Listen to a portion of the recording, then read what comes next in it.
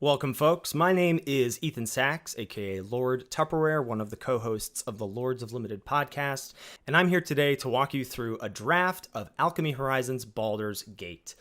First up here, we've got a pretty sweet pack one, pick one. We've got Minsc and Boo, Timeless Heroes. It's not often you get to play with a Planeswalker in Limited, but we're going to get to do that hopefully today. Minsc and Boo is 3 red-green for a 3 loyalty walker. It's got a passive ability that says when it ETBs and at the beginning of your upkeep, if you don't control a creature named Boo, create Boo, a legendary 1/1 red hamster creature token with trample and haste. You can +1 to give it 3 +1/+1 counters on up to one target creature with trample or haste, so probably Boo. And you can -2 to sack a creature. When you do, Minsc and Boo Timeless Heroes deals X damage to any target, where X is that creature's power. If the sacrificed creature was a hamster, draw X cards. So ideally you're upticking and then you're down-ticking to chuck the 4/4 hamster at something, draw a card, rinse, repeat. So we're going to be taking that. I'm not going to be afraid of taking a multicolored card early, especially in a set like this where fixing is plentiful, especially when the card is green. Green often gives you access to mana fixing. We can see a card like that here in the pack in Underseller Myconid. Cards that also stand out to me in this pack, you're confronted by robbers. This is good. 3 and a white for an instant. You can either tap up to 3 target creatures, or you can make 3/1/1 white soldier creature tokens. This is great. The flexibility there is very nice. Some really cheap, efficient removal in Dragon's Fire, which is 1 and a red to deal 3 to a creature or planeswalker, or if you have a dragon and player in your hand, you can deal damage equal to that creature's power instead.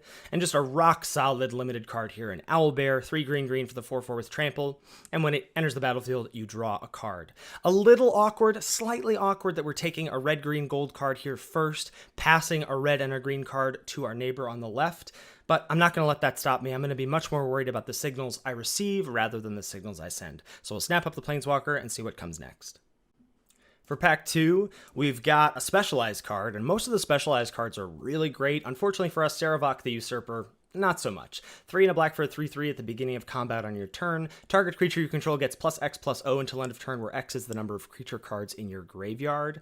Now, Specialize is an ability that requires you to either discard a land or a spell, and then you can flip it into the backside, one of these 5 options, dictated by the color of the land or spell that you discard. Now, most of the Specialized cards will recoup that card disadvantage in some way. Unfortunately, Saravok does not. Now, it'll give various abilities and more ways to enable the +X/+O to be greater, as you can see, but you're never really getting that card of value back. So Saravok, not really on my radar. A couple other really strong black cards in this pack as well. Guildsworn Prowler is 1 and a black for a 2/1 with Death Touch, and when it dies, if it wasn't blocking, you draw a card. Really nice, cheap, efficient creature there. And Sewer Plague is a great removal spell. 2 and a black instant. Target creature an opponent controls perpetually gets -2/-2, and gains at the beginning of each upkeep. This creature perpetually gets -1/-1. I elect to go for a 4th option here in Corlessa Scale Slinger. Green-blue for a 1/4. You can look at the top card of your library anytime, and you may cast dragon spells from the top of your library. Now, I already know that I really want to play Minsc and Boo, and I also know that Temur is where there's a dragon theme going on. So maybe I can do something where I'm base green-blue, base green-red splashing blue, or whatever, base green-blue splashing red, and I can go for some sort of Temur Dragon's Life. Also, Corlessa is just a good body as a 2-mana 1/4, so I'm going to snap that up. I think taking either of those black cards is also totally defensible here. Here we see a much less exciting pack. Probably the best card is Rescuer Schwinga, 1 and a white for a 2/2 with flash, and when it enters the battlefield, you may return another permanent you control to its owner's hand. Really nice for like saving a creature or, responding to a removal spell or just rebuying an enter the battlefield effect, that sort of thing. In terms of the colors that we've got, we have some dragon cards in Warriors of Tiamat. It's 4 and a red for a 4/2 haste with Double Team. We've got Knoll Hunter as a green 2-drop, 1 and a green for a 2/2 with Pack Tactics. When it attacks, if you attacked with creatures with total power 6 or greater this turn, put a +1/+1 counter on Knoll Hunter. But I'm going to elect to take a different path here in Follow the Tracks. 2 and a green for a sorcery. Conjure a card of your choice from Follow the Tracks spellbook onto the battlefield. Follow the Tracks spellbook has the 5 uncommon gates in it. These are ETB tapped lands that you can then use to draw a card later on. Again, if we're thinking about being base green, splashing around a little bit, maybe doing a sort of Temur Life, some sort of green-blue-red or green-red-blue thing, I think Follow the Tracks is going to be good.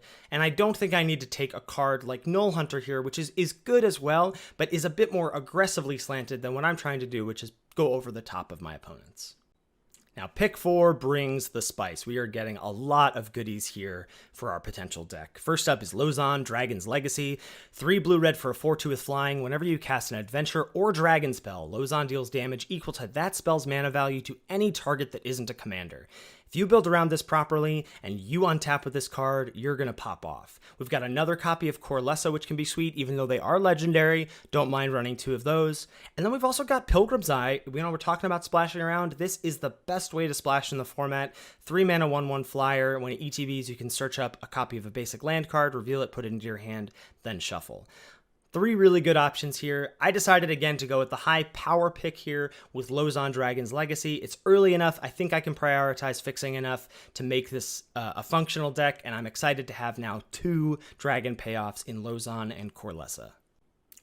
Here in pick 5, I'm going to elect to take Reckless Barbarian, even though it's not super exciting. 1 on a red for a 2/2. It's a dragon, and you can sacrifice it to add red, so you can ramp up to some bigger spells, and just a good 2-drop. Again, we're going to prioritize things that say dragon pretty heavily, even though I think Barbarian is probably a worse card than, say, Air Cult Elemental as a 6 mana 2/5 flyer that bounces something on ETB, or again, Knoll Hunter as just a totally serviceable 2-drop, and we are probably going to be base green at all costs, and then it's going to be a toss-up between if red is our secondary color or blue is our secondary color, and then one of those 2 becomes our splash. So take the Barbarian and move on. Pick 6 makes me feel really good about taking that Barbarian, as we see another cheap red dragon in Swashbuckler Extraordinaire. 2 and a red for a 2/2. When it ETBs, you make a treasure token, and then whenever you attack, you can sacrifice 1 or more treasures, and when you do, up to that many target creatures gain double strike until end of turn. Excited to just have a nice little cheap dragon that brings along a treasure to help me splash around. That's going to be the pick over some other dragon options like Pseudo Dragon Familiar, Warriors of Tiamat, or even something derpy and green like a Sylvan Shepherd. Pick 7 keeps bringing us good options. It's nice to see that 3 cards are green, 2 cards are blue, 2 cards are red, and those are the colors we want to be in, so feeling like the lane is open. I think Genasi Rabble-Rouser is 1 and a red for a 1/3 with double team, and you can pay 1 and a red to have creatures you control named Genasi Rabble-Rouser get +1/+0 until end of turn. I think that's great. You really want to prioritize cheap plays in Limited. You got to be able to affect the board consistently in these games. But I opted to take a little bit of a high roll here and took Jaded Sellsword as 3 and a red for a 4/3 Dragon Warrior, and when it ETBs, if mana from a treasure was spent to cast it, it gains first strike and haste until end of turn. Now, little tiny synergy with Minsk and Boo is that it can gain haste until end of turn when you cast it. But honestly, I'm just taking it here because it's a dragon. We've got Corlessa, we've got Lozon. I think we got to take as many things that say dragon on them as possible, and it's looking more and more likely that we're going to be base red-green. Pick 8 doesn't really bring anything super exciting.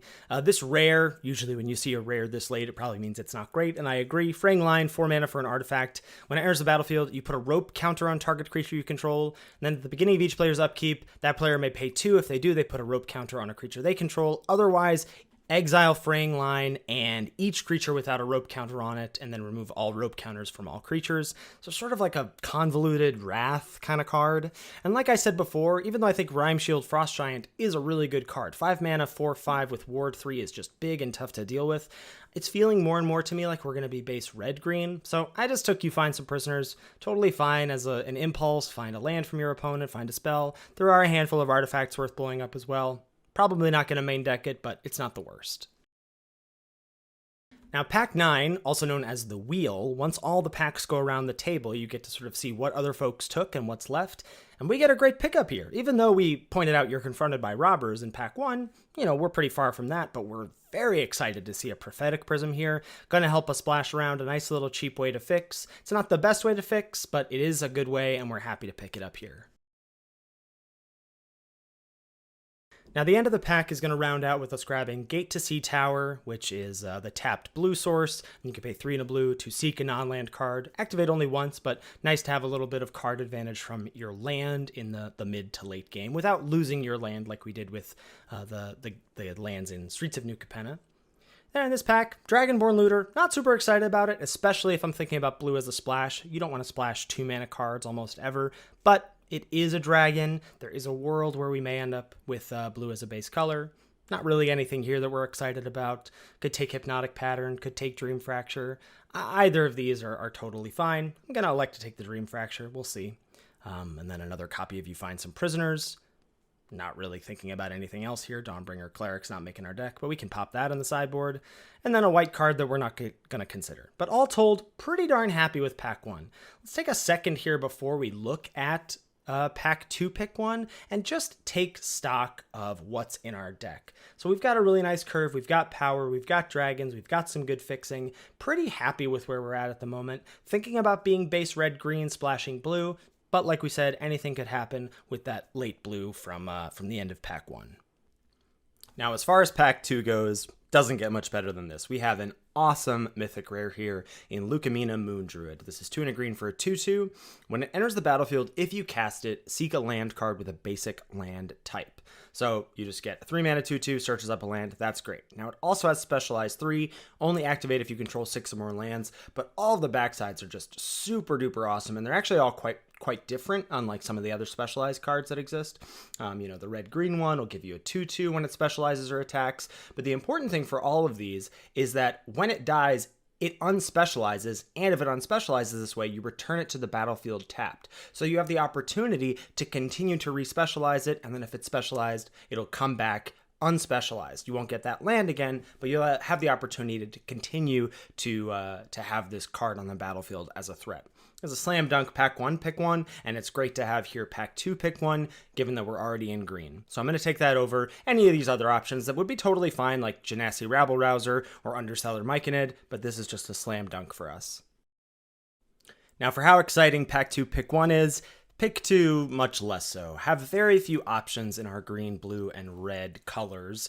There's Astarion the Decadent as the rare in the pack. There's OG the Exquisite Blade as the signpost uncommon for blue-white. Neither of those are going to make our deck here, I think. It's going to be very, very difficult to imagine those ending up in our deck at the end of things here. So we're just going to land on our removal spell here. We actually don't have any removal just yet, other than, Lozan's ability or Minsk's ability. So nice to grab a removal spell here in Band Together. This is green's only way to kill creatures at common or uncommon, so we'll snap that up here and see where it takes us. Now, pack 2 pick 3 presents effectively 2 options in my mind. While there is Allura Rogue Companion as a specialized card, this is definitely one of the weaker ones. It unfortunately is a little tempo negative, causes you to have a creature not be able to be blocked, but then it returns to your hand. That's not really something you want in Limited, and it's hard to recoup the value that you lose by discarding a card to specialize it. Sword Coast Serpent, however, is pretty darn good. Gives you a bounce spell as the adventure side, and then a nice, big, unblockable threat that's also a dragon. That's something we care about. But I think I'm going to go a little lower curve with the color that I know is my base in green. Grab this Underseller Myconid, 2 and a green for a 1/2. When it enters the battlefield or dies, you make a 1/1 green Saproling creature token, and it taps add 1 mana of any color. So that's pretty nice if we're green-red. It can help us splash blue, and vice versa. So that's what we're going to grab here. Pick 4 is not making me feel great about where we're at, unfortunately. We had another Allura Rogue Companion. Like I said, still not a card I'm interested in grabbing. Seek New Knowledge is actually, I think, a pretty decent card advantage spell. This is 1 in a blue for an instant. You seek 2 non-land cards, then put a card from your hand on the bottom of your library. So sure, it doesn't help you hit your land drops, but as a cheap way to refill your hand later in the game, it's quite nice. Nothing else really is jumping out to me except for Navigation Orb. Now, we do kind of need some mana fixing. We've got Prophetic Prism, we've got Underseller Myconid, but we don't have much beyond that. So as a 3-mana artifact that allows you to pay 2, tap, sacrifice it, search your library for 2 basic land cards and or gate cards, one of which we have, reveal those cards, put one onto the battlefield tapped and the other into your hand, then shuffle. It's a little slow, it's a little clunky, but I'm banking on the fact that the power level that I have at the top end of my curve will make up for the fact that maybe I need to spend a couple picks on cards that are going to smooth out my mana. So that's what I grab here. Pick 5 brings more blue options to us, the best of which is, I think, Young Blue Dragon, 4 and a blue for a 3/3 flyer, but it has an adventure side, which is effectively opt for 2 mana, so 1 and a blue for a sorcery, scry 1, then draw a card. We've also got Air Cult Elemental, which I really like. There's also Wizened Githzerai, 1 and a blue for a 2/1. Whenever it becomes blocked by a creature, that creature perpetually gains -2/-0. just a fine little 2-drop, another copy of Seek New Knowledge. So lots of blue options here. I'm going to grab the Young Blue Dragon. We may end up being base blue, leaning more base blue, or we might just end up splashing that if our fixing cooperates. Now, Pack 2, Pick 6 is a toughie. We have two really awesome options in the 5-drop slot. One is Skanos Dragon Vassal. This is 4 and a green for a 4/4. When it attacks, another target attacking creature gets +X/+O until end of turn, where X is Skanos' power, and it's a specialized creature with a ton of great options on the back. There's also Owlbear. This is 3 green for the 4/4 with Trample. When it ETBs, you draw a card. But unfortunately, I think we got to eat our vegetables a little bit. And by eat our vegetables, I mean make a pick that's a little less exciting, but is ultimately going to be better for the functionality of our deck. I do grab Scaled Nurturer here. This is 1 and a green for an 0/2. It taps to add green. When you spend this mana to cast a dragon creature spell, you gain 2 life. So it's going to help us ramp to our good top end, and it's got synergy with our dragons, it being a dragon itself, so that's good for Corlessa and good for Lozan, but also maybe going to help us gain some life, which is nice when you're playing a bit of a more top-end value-style deck. You want ways to mitigate those aggressive decks that you may end up facing. So Scaled Nurturer it is. Sad to see the Owlbear and the Skanos go by. More great options here in Pick 7. We've got a Gate to Tumble Down, another option for us. Nice to be able to get some power from your lands as draft picks, especially in Best of 1 where you don't need to worry about sideboarding. So Gate's an option. Pseudo Dragon Familiar, another dragon, another way to spend mana later on, maybe launch some ground creatures if we get some Owlbears. But another copy of Prophetic Prism is tough to pass up on. You know, maybe we can just get some good fixing in that department and we don't need to play a card that's clunky like Navigation Orb. So I'm going to grab the second copy of Prism here. Now Pick 8, I don't think I want to take a third Prophetic Prism. It's nice, it replaces itself, it's fairly cheap, but you really do need to affect the board in terms of affecting the battlefield early in the game, or you risk falling too far behind. 2 prisms is about the maximum for me. Otherwise, what do we like here? Well, 3 kind of clunky green cards. The best of the bunch is probably Circle of the Moon Druid as a 3-mana 2/4, but it's a 4/2 as long as it's your turn. I think I'm going to land on Air Cult Elemental here as a good little piece of top end, nice tempo play, and these last few picks have made me think, well, maybe I'm skewing back towards being base green-blue and dropping the red and still just splashing the Lozan and the Minsk, but we'll have to see. For Pack 2, Pick 9, the best blue common in my mind is Undersimplify, and it wheeling here really makes me feel like blue might be our base color next to green, with red being the splash. So I think I'm going to take Undersimplify here over, again, we've got a copy of Follow the Tracks that we could pick up as another way to fix, but I feel like we're pretty good in that department so far. Just checking out the curve here real quick. Pack 2, Pick 10 doesn't bring anything exciting. Soul Knife Spy and You Find the Villain's Lair are certainly blue, they're in our colors, but not cards that I anticipate playing here. I don't want to play the counterspell, and I don't have any way to sneak in the Soul Knife Spy to get it to be unblockable, so just grab a random uncommon OG here. Pack 2, Pick 11 gives us a couple more undesirable picks. I think Contact Other Plane is probably the most likely to make the deck. When you spend so many picks on things that add mana, you do want to make sure you have some kind of card advantage to mitigate that, or else you risk flooding. Ooh, and a Seek New Knowledge, I think, is what I'd rather have. I definitely don't want to play 2 Dragonborn Looters, so we'll take that Seek New Knowledge. Another copy of Air Cult Elemental late here, along with that Wizened Githzerai, and a Celestial Unicorn to round things out. So again, let's take stock of where we're at before we take a look at Pack 3. And it looks like, based on what happened at the end of Pack 1 and at the end of Pack 2, I think blue is more open than red. And honestly, our red isn't that exciting beyond the 2 top-end spells that we have. So let's clean things up a little bit, take stock of our types, etc., make sure we've got enough dragons. And actually, we don't have that many dragons. So that's going to be chief among the things we're looking for in Pack 3, as well as I think a little bit more removal, but we're fine in the fixing department. Now, we didn't go 3 for 3 here, as our rare is a bit of a dud. Belt of Giant Strength is 1 and a green for an equipment. Equipped creature has base power and toughness 10/10. It also has an equip cost of 10, but it costs X less to activate, where X is the power of the creature it targets. So basically, it can be cheaper, but only if your creature's already big, in which case, does your creature need to really be a 10/10? No. So this is very, very clunky for limited.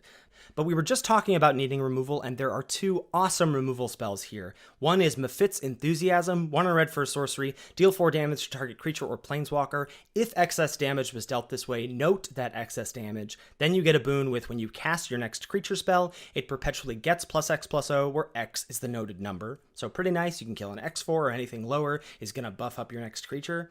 But the pick that I'm really excited about here is Meteor Golem. 7 mana for a 3/3 artifact creature. When it enters the battlefield, destroy target non-land permanent and opponent controls. Just straight up destroy. That's pretty awesome. We've already got a couple ways to ramp in our deck with the Scaled Nurturer and the Underseller Myconid, and the Navigation Orb if we choose to play that. Also the Follow the Tracks, so tons of ways to accelerate to 7 mana, and pretty excited for that at the top of our curve. Taking a look at pack 3, pick 2, a pretty straightforward pick here in my mind in Draconic Muralists. This just checks all the boxes. 3 and a green for a 4/3 Dragon Bard, and when it dies, you can search your library for a dragon card, reveal it, put it into your hand, then shuffle. That's awesome. That's a second copy of our payoffs like Corlessa and Lozon. It also synergizes with them as a dragon itself. Just really, really great pickup here for us. And the rest of this pack, in terms of green and red cards, is pretty much a dud. The best card otherwise is Grim Bounty, but we're pretty far from casting that. And, I guess you could consider Faraday's Fireball if we still thought red was a base color, but the fact that it's not, and the fact that Muralists synergizes so well with what we've got going on, makes it a pretty clear pick. Pack 3, pick 3 presents us with a ton of great options as well. Here's a card we haven't seen yet, Owlbear Shepherd. 2 and a green for a 1/4 Goblin Druid. At the beginning of your end step, if creatures you control have total power 8 or greater, draw a card. That could be pretty good with the top end that we have here, though actually a lot of our top end, like our 6 mana and 7 mana plays, don't have a ton of power. Air Cult Elemental only 2, Meteor Golem only 3, so we'll see about that. What else do we have? Well, we've got 2 duplicates of cards we already have, 1 Underseller Myconid and 1 Scaled Nurturer. I elect to take the Scaled Nurturer here because it's a dragon and because it's a 2-drop. So you can see the bottom of our curve is still lacking. If we're playing these Prophetic Prisms, sure, Scaled Nurturer at least is going to affect the board in the sense that it's going to accelerate us into our powerful things a turn ahead of schedule, and I don't feel like I need the fixing from the Myconid as much as I need the 2-drop and the dragon type here that the Nurturer provides. Well, it had to come at some point. Pack 3, pick 4 is a bit of a dud. Tough to know what to take here. We've got a couple, what I would consider sideboard options, not cards I'm super excited to main deck. Choose Your Weapon, 3 mana trick that can double target creature's power and toughness until end of turn, or deal 5 damage to target creature with flying. There's also You Line Up the Shot, which can conjure a Plummet, conjure a Naturalize, or if neither of those are up your alley, you can just draw a card. Neither of those are really exciting to me. I think I'm actually going to hedge on this Double Team blue card. This is Lizardfolk Librarians. 3 and a blue for the 2/4 with Double Team. When it enters the battlefield, scry 2. Even something like a 4 mana 2/4 ETB scry 2 with Double Team, that is worth it. That card is pretty darn good. So we'll take it here. More medium picks for us as Pack 3, pick 5 rolls along. I don't think there's really any other option other than Lantern of Revealing here. It's a 3 mana artifact. Taps add 1 mana of any color, and then you can pay 4 tap, look at the top card of your library. If it's a land, you can put it onto the battlefield tapped. If you don't, you put the card onto the battlefield. You may put it on the bottom of your library. This actually plays pretty nicely with Corlessa Scalesinger, because Corlessa lets you see the top card of your library at all times, so you'll know when you activate Lantern of Revealing if it's a land, right? You see the land on top, you go, all right, I'll activate it, drop that land, see if I can hit a dragon with Corlessa. So that's some nice synergy. And at this point, I'm thinking Navigation Orb probably not making the cut for us. Pack 3, pick 6 is another dud for us. I don't like any of the cards in this pack in our colors. I think I'm going to land on You Meet in a Tavern, but it's going directly in the sideboard. It's 2 green, choose one. You can look at the top 5 cards of your library. You can reveal any number of creature cards from among them and put them into your hand. Put the rest on the bottom in a random order, or creatures you control get +2/+2 until end of turn. I just don't think this is the kind of spell we want to be running. These blue cards are pretty junky. Circle of the Land Druid isn't a card that I'm particularly interested in, and these red cards don't do what we want either. So kind of a miss for us, Pack 3, pick 6. Now this next pack has me thinking, should blue be my secondary color? Maybe I should be playing red instead, because if I take this Jaded Sellsword, along with the red dragons that I put in my sideboard, like the second Sellsword, like the 2-drop, that Barbarian, that's going to make all of the stuff in my deck that cares about dragons better. The 2 Nurturers, the Corlessa, the Lozon. So I'm going to grab the Jaded Sellsword here over a card like Improvised Weaponry, and even the wheels are starting to turn here about perhaps I should be dipping back towards red rather than blue. And I think I'm going back towards red even more here looking at this pack with Improvised Weaponry as 2 in a red for a sorcery, deal 2 damage to any target, make a treasure. We've already got that red card in the sideboard that is a dragon, that makes a treasure, that lets you sacrifice treasure. We've now got 2 Jaded Sellswords that care about treasure, and these are the kinds of little synergies that you want to be thinking about when you're building a limited deck. How do the cards that you have, yes, you want raw power, but how do the cards you have in your deck also add up to be greater than the sum of their parts? So even though there was the weaponry in the last pack, we ended up taking the dragon, but here I'm thrilled to grab 1 copy of weaponry, and I'm pretty sure I'm dropping blue, picking up red, and then we'll splash a few blue cards as we see fit. You can see I'm even just taking stock of the red cards in my sideboard here, and as the wheel comes around, we get another Lantern revealing, a Prophetic Prism, but I'm going to go with this young red dragon. 3 in a red for a 3/2 dragon that can't block, and it has an adventure side that lets you pay 1 in a red to make a treasure token. More synergy across the board with the treasure and the dragon types. Let's go. Pack 3, pick 10 doesn't bring us anything we're excited about. Can just grab again. We have the choice between Dream Fracture and Hypnotic Pattern like at the end of pack 1. So we'll just snap up the Dream Fracture, goes into the sideboard. We do get a Warriors of Tiamat. That's another dragon with double team, which we're excited about. And we might even replace some of our top end, the Air Cult Elementals, with this Earth Cult Elemental. So there that goes. Take a copy of Flaming Fist Officer here, because neither of these cards matter. And lastly, you hear something on watch. So the first thing that we're going to do when we get to deck building is take out all the cards that we don't necessarily need to run in the main deck. So let's start by taking out, the random Air Cult Elementals, those types of things. The dragons stay in, and I think we're going to pretty clearly see that red is a better option than blue for us because it really ups our dragon count, right? Look at our dragons. We've got 11 total dragons. That's not even counting the swashbuckler there. So there we go. So there's number 12. So 12 total dragons to go along with all the dragon synergies we have. Double Nurturer, Corlessa, Lozan, Draconic Muralists, all that good stuff. And that's going to bring us up to 23 playables with our 17 lands. And that's about the ratio you want for any limited deck. You can certainly go 16 lands, sometimes 15 lands if your monocolor are really low to the ground. And even though we've got a lot of things that make mana, like our Nurturers, like our Lantern, like our Underseller Myconid, I'm not that worried. I think we're going to recoup the card disadvantage that we have with our little blue draw spell, things like the adventures that we have. Now, the last thing that we have to do is just figure out our mana base here, like what the distribution is, and we're going to want to limit this splash as best we can to just the gate. We still got the 2 prisms, the Lantern, and our Follow the Tracks that can search up a blue gate if we want to. So we'll run 8 forests, 8 mountains, and see how this fares in a game. Alrighty, right off the bat, we have a tough decision here with a hand that could go either way, really, but mulliganing in limited is pretty darn bad. So we're going to keep this and hope that we can draw into a 2-drop, or at the very least into a 3rd land to drop our Lantern and then start casting some of our more impactful spells. Our opponent leads on a Scaled Nurturer. We draw a forest, drop a mountain, pass. So feeling a little nervous about falling too far behind here. They drop an Owl Bear Shepherd, if you'll remember that. That's that 1/4 that lets you draw cards if you have 8 or more power at your end step. We drop our Underseller Myconid, and we draw our Minsk. An opponent is not quitting. They drop an Owl Bear on turn 4, draw a card, and now we're contending with a 4/4 Trampler. What to do? We've got some options here. We can drop a Lozan. We could drop a Warriors of Tiamat. We could just drop a Minsk here. Get ourselves a little boo-boo. Plus, give ourselves a 4/4 Trampler and see what we can't do with that. Hopefully we can hold off the Owlbear and protect Minsk for a turn. We'll see. Opponent plays their 5th land. And the fact that they're thinking is good for us, for sure. Means they don't have, a clear path to just kill, boo, and get Minsk out of the way.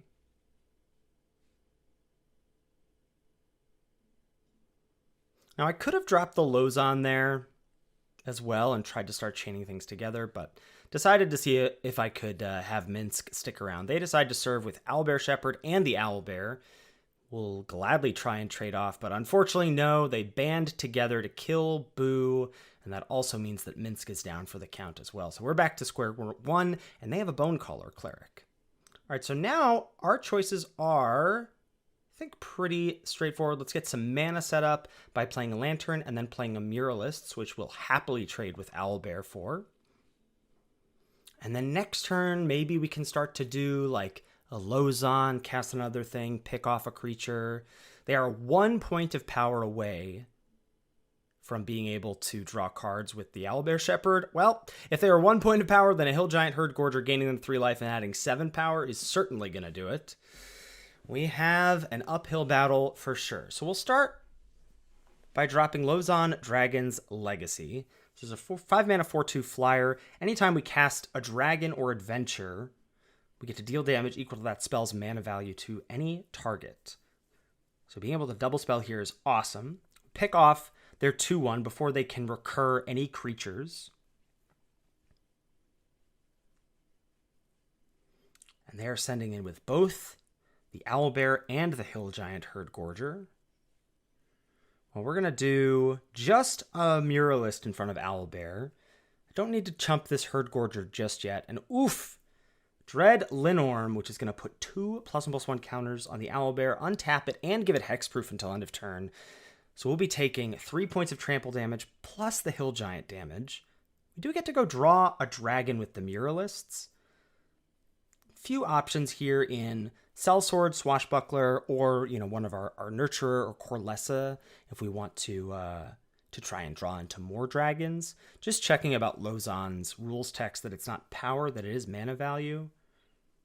So we're going to go ahead and grab a Corlessa, I think, in the hopes of chaining together more dragon action to trigger our Lozon with. We'll use the Adventure from Young Blue Dragon, plus the dragon itself to pick off this Owlbear first. Happy to draw the land here, since, our hand is full of gas. Go with 5 damage to the Owlbear, finish that off. We've got the ability to chump the Herd Gorger. We're still in trouble once they drop that giant dragon that went on an adventure, but we'll wait on that.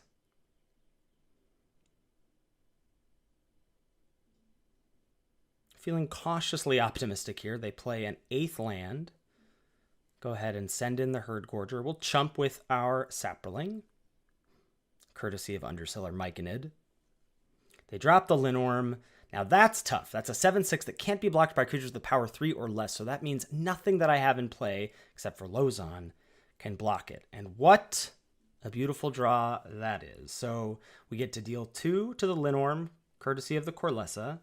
We have a Band Together coming up next, which we can draw into, actually, with the Prophetic Prism. I actually get to do all of these things because of the Reckless Barbarian. So I can cast the Scaled Nurturer off the top, deal 2 to the Linorm, so we're getting that card advantage from the Corlessa, and then I can drop the Swashbuckler, thanks to the Reckless Barbarian, deal 3 damage, finish off that Linorm, and now we have Band Together to take care of the Hill Giant Herd Gorger, when that's appropriate. Kraken for 7 in the air. They're still drawing a bunch. Now, this decision here is actually pretty interesting, and I think I'm going to elect to actually sacrifice this treasure,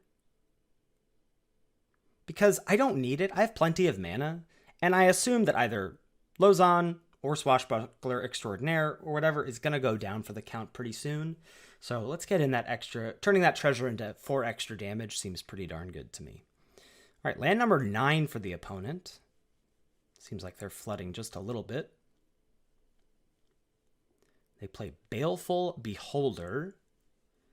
It's a 6/5. When it enters the battlefield, they can make me sacrifice an enchantment, or the better option here is to give their creatures menace. I'll go ahead and block with the Myconid and the Swashbuckler. Yeah. Go ahead and block with those 2. The Myconid will turn into a Saproling. I can't really afford to go to 3, I think. It's a little dangerous. And they Sewer Plague My Lozon, that's fine. Lozon did quite a bit of work here, quite a bit of work. And you see, I think we're going to get just what I talked about with the Lantern Corlessa interaction. Maybe not just now. Maybe we'll do that in a bit. So now I get to attack with the warrior. I get to attack with the young blue dragon. Just checking that I have the mana to band together here. While they're tapped out, this seems like a good spot. We'll band together to kill the Baleful Beholder. We've got chump blocks for days on the Herd Gorger. This does force them to chump with the Nurturer, and we put them to 5. We've got a Warriors of Tiamat waiting in the wings. Shambling Ghast, not super worried about that.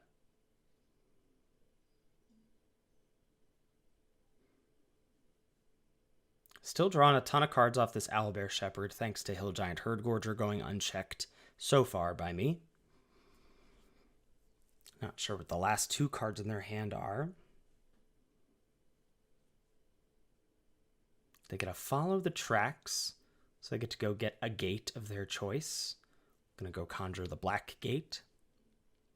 Not attacking with Herdgorger is good news for us.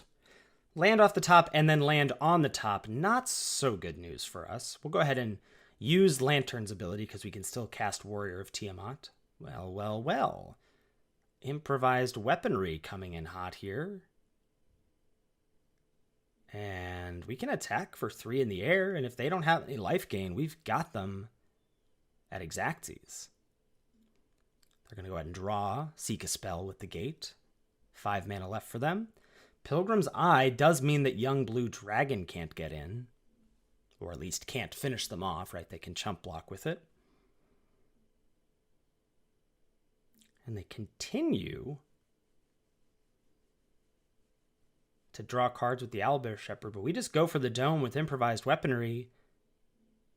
Wanti Scale Shield, permanents you control gain hexproof and indestructible, but not you yourself, opponent. And they are going to take lethal off that weaponry, and there we go.